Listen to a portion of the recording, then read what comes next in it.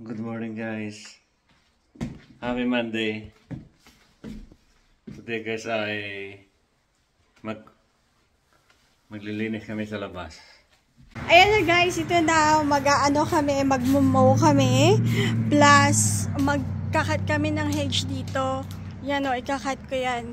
I-aano ko na siya kasi sobra na. So yan ang project for today and mag-aalis ng mga weeds.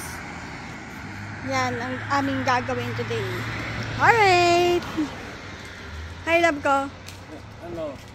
Mag-edging ka muna o? Love ko, meron tayong brown na ganyan na pwede kong gamitin dito. Okay. Oo. So ayun guys. Hanggang doon sa property namin. Yun ang gagawin namin. Itong bush na yan. Ito yan. To. Yan. I-edging ko din yan. Yan lang. Alright guys, ito na mag-umpisa na kami tawag dito, gawin itong kailangan namin gawin. Mag-edging na ako.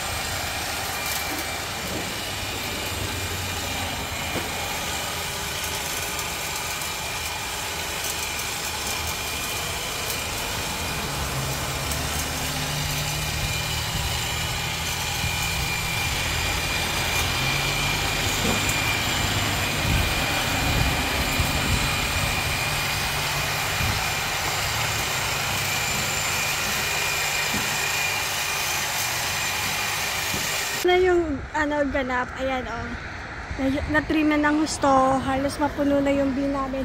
Iisang puno pa lang yan ha, hindi pa kami nakakapag-moon yan. Anong masasabi mo love ko? Ha? So kayo na ginagawa ni Mario, inaalis nga yung mga weeds, nanginginig yung kamay ko kasi hindi ako sanay na humawak ng love ko yung binunot mo yung binunot mo is hosta. That is bald. Doesn't matter. Yun. May mga weeds pa rin dyan, pero syempre, hindi lahat matatanggal. Sorry kung ma-shake yung kamay ko. Nanginginig talaga ako. Yun. So, ayan, ang namin, Monday morning. Kasi, last weekend, umulan or umambon, basa. Pero malambot talaga yung lupa namin. So, we have to be careful na dito, magbubuntot ng halaman, lalo na sa likod. So, ito na muna yung inuna natin dito sa harap. Tsaka na muna uli yung likod. Ito na muna. Kasi sa likod, ay, nako, sobrang, tawag dito. Ayan. Ayan, guys,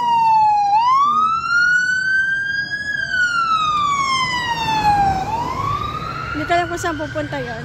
But, ayan. At least medyo maayos-ayos na yan. Ayan. Update ko ulit kayo mamaya. Ayun guys, nagmumow siya.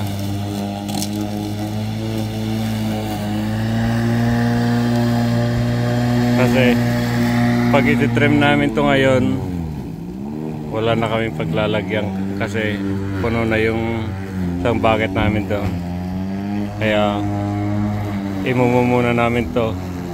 Next week na naman ulit itong malaking kahoy na to. Ayan.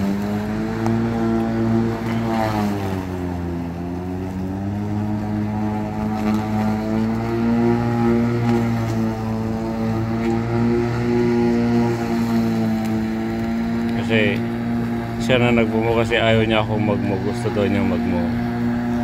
Kaya ayan, pagbigyan natin. Pero pag napagod, sabi niya, oh, ikaw na.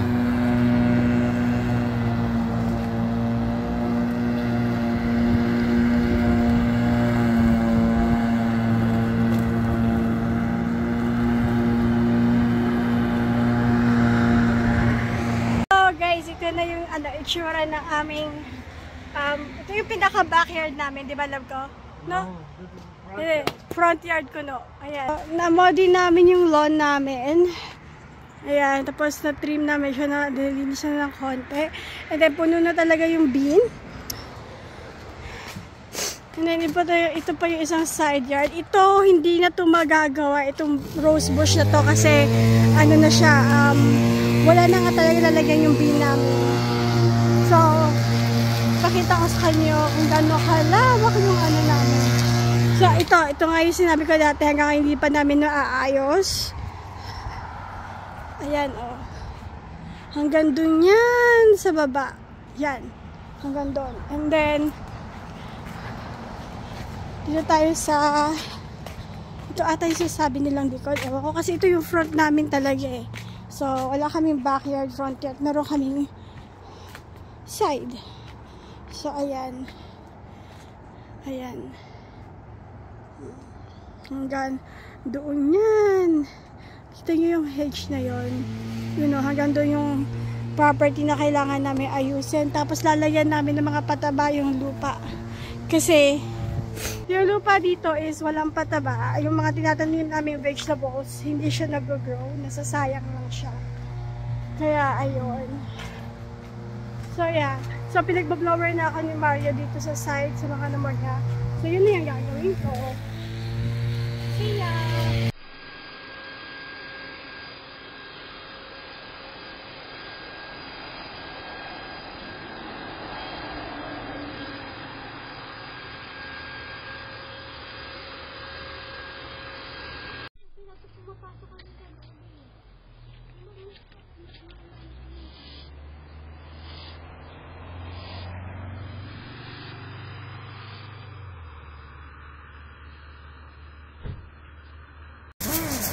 Ayan na guys, oh, naglilinis na, nag-ano na kami. Tapos na kami dito sa side, front yard, side yard. Ito na, nakapag-mo din si Mario dito. Sa area na to. Oh, naisiksik namin. So, ayan. Yeah, sira yung fence namin, but that's okay. Hindi siya priority na ayusin ngayon.